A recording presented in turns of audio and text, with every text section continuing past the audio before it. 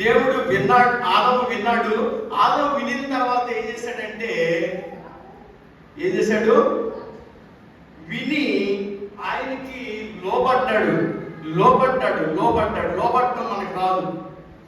లోబడిన తర్వాత ఎప్పుడైతే ఆదామును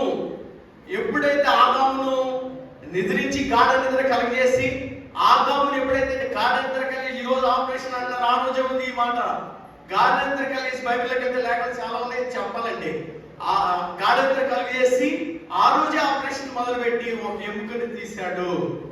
ఆ ఎముకే నీకు నీ భర్త, ఆ ఎముకే నీకు నీ భార్య.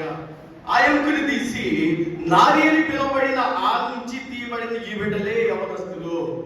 ప్రియమైన దేవుని బిడ్డలారా, ఈ యవనస్తులు ఎలా ఉంటున్నారంటే, యవన జీవితము దేవునికి ఉపయోగకరంగా ఉండలేదు. ఈరోజు యవన జీవితం ఎవరు చూసినా కానీ ఇష్టానుసారంగా దీనికి బానిస అయిపోయారు.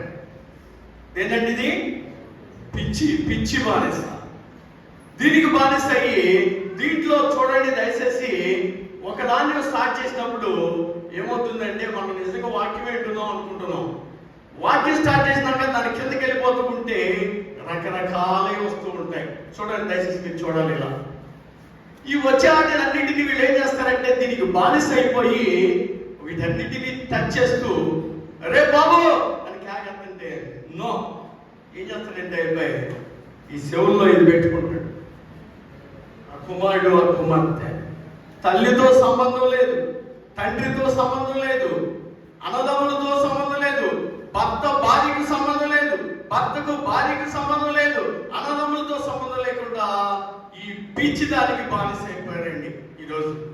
అందుకని ప్రియమైన దేవుని బిడ్డలారా, దేవుడు అంటున్నాడు, యవనస్తుల్ని అడుగుతున్నాడు. ఏమని అడుగుతున్నాడంటే, నీ యవన కాలంలో నాకు ఆడే బయట నరునికి మేలు. ఎక్కడుందండి అన్నమాట?